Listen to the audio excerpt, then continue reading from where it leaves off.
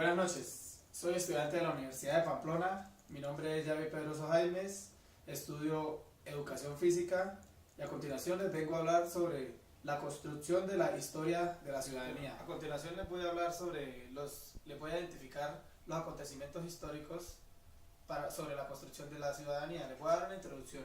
Aunque el concepto de la ciudadanía se relaciona habitualmente con el ámbito de la modernidad, su nacimiento se produjo correctamente unos 2500 años en la época de Grecia. ¿Por qué es tan importante para nuestro mundo la idea de la ciudadanía? Bueno, para nosotros entenderlo, primero sería necesario hacer un poco de antropología. Como lo decía Aristóteles, el hombre es un ser social, un individuo que necesariamente debe vivir de una u otra manera en un ámbito comunitario. Por tanto, el eje de la comunidad no puede quedar por un determinado grupo o un individuo. Bueno, antes de entrar un poco en el recorrido histórico de la ciudadanía, tenemos que pretender que la raíz de su sentido deberíamos de tener en cuenta cosas muy básicas, entre ellas la democracia, y es que cuando hablamos de ciudadanía también lo estamos haciendo democracia. Una cosa y la otra, aunque no sean exactamente lo mismo, resultan un poco más inseparables. Ambos términos tienen unas características activas, dinámicas, potenciales en el sentido de que puedan ponerse en juego constantemente, mientras que la ciudadanía es algo que en cada momento se está jugando, ¿sí? Es algo democrático, tampoco es un estado inmóvil. Bueno, consumado, sino que en alguna continua transformación. En ocasiones parecemos olvidar que vivir en una democracia no es algo irreversible. Es decir que el hecho de que resulta un régimen de libertades no implica necesariamente que esa situación vaya a mantenerse de forma automática y sin posibilidad de cambio. La democracia, en efecto, es un estado permanente e irreversible, sino es un objeto de finalidad que siempre se está pendiente de la realización plena. A diferencia de un relato homérico, siempre está en pos de ser alcanzada, que nunca aparece completamente. Bueno, les voy a hablar un poco más de la historia de la ciudadanía, les voy a identificar un poco más sobre los diferentes modelos en los diferentes lugares. Bueno, primero que todo en Grecia se dieron muchas cosas importantes, ¿sí? Un ejemplo de esas cosas importantes es la democracia y también la filosofía, y en materia política pues nos han dejado los dos modelos, que son el modelo ateniense y el modelo espartano. Bueno, la democracia ateniense es tal y como la conocemos a partir del testimonio de Aristóteles, ¿sí? Tiene su origen en la constitución redactada por Solón en el siglo VI antes de Cristo. La participación de los ciudadanos atenienses en la vida política se canalizaba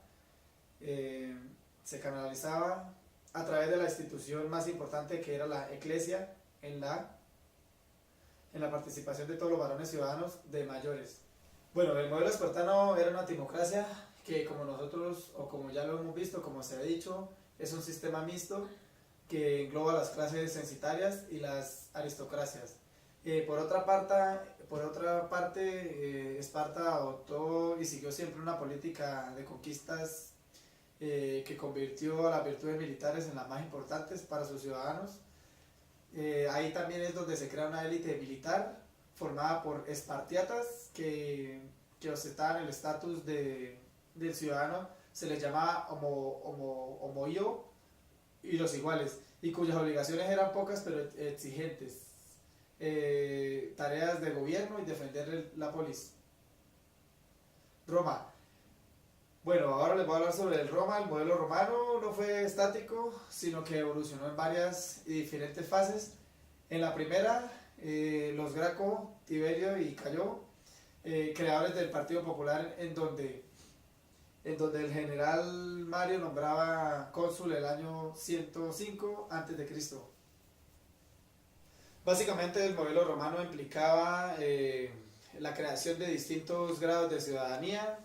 El ciudadano tenía que pagar y cumplir con deberes, ¿sí? Como lo era el del servicio militar, pagar impuestos y casarse con cualquier persona que perteneciera a una familia a la vez ciudadana. Bueno, les voy a hablar un poco del cosmopolitismo estoico. Básicamente el modelo romano implicaba la creación de distintos grados de ciudadanía. El ciudadano tenía que pagar y cumplir con deberes, ¿sí? Como lo era el del servicio militar, pagar impuestos y casarse con cualquier persona que perteneciera a una familia a la vez ciudadana. Bueno, les voy a hablar un poco del cosmopolitismo estoico.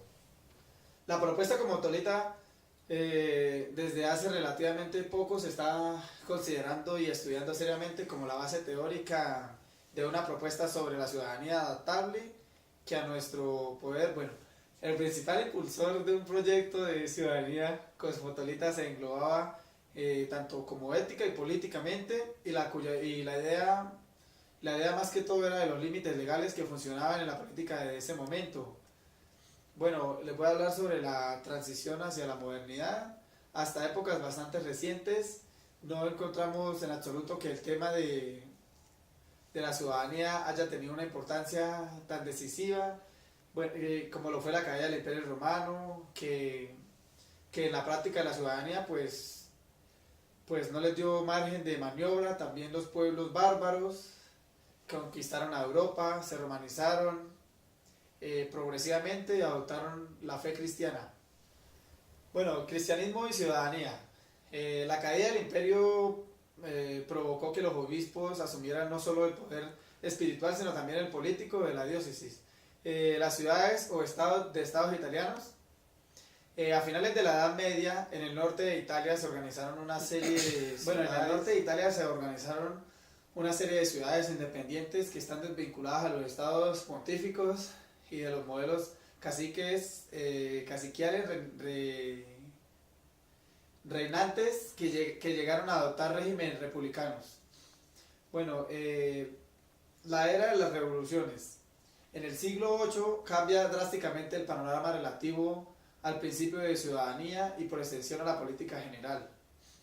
En ese escenario se desmarcan dos perspectivas de pensamiento que se convierten en las dos principales tradiciones políticas de Occidente, ¿sí? En pugna durante los siglos el republicanismo y el liberalismo. La Revolución Americana. Bueno, la Revolución Americana, a diferencia de la francesa, entre otros motivos, ahí se crea un nuevo estado, se crean los Estados Unidos de América, donde se pasó de ser súbdito británico a ciudadano estadounidense. Las 13 colonias americanas que habían pertenecido al imperio británico se independizaron primero con la Declaración de Independencia de 1976 y después con la ratificación de la Constitución de 1789. Bueno, les voy a hablar un poco de la Revolución Francesa.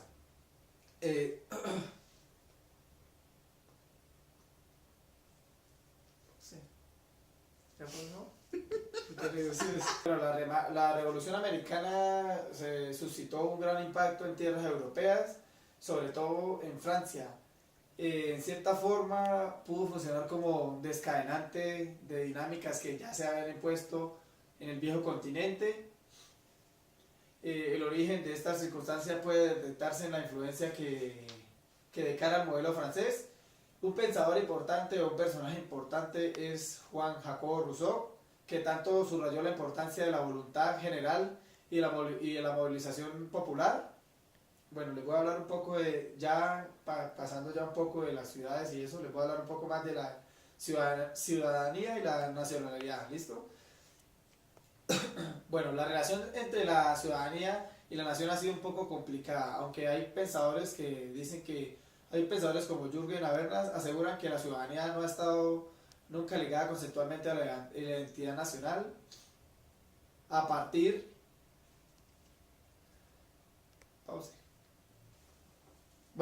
del siglo VIII comenzó a identificarse la ciudadanía como una nación en el vínculo que él mismo se les otorgaba al Estado.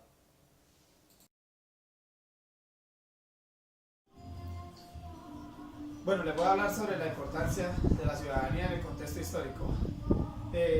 La evolución del concepto de ciudadanía está estrechamente unido a las ideas de igualdad y de libertad individual.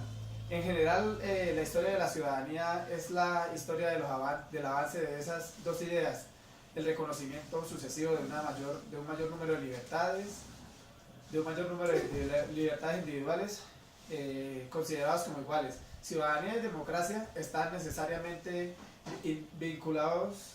No hay ciudadanos sin situaciones democráticas ni democracia. A pesar de las diferencias, cambios históricos, podemos establecer que en general un ciudadano es miembro de una sociedad que posee unas condiciones de igualdad con el resto de ciudadanos, una serie de derechos y deberes, entre los derechos de contemplar alguna forma de participación política, los deberes que prevalecen, respetar de los derechos de los demás, una buena convivencia,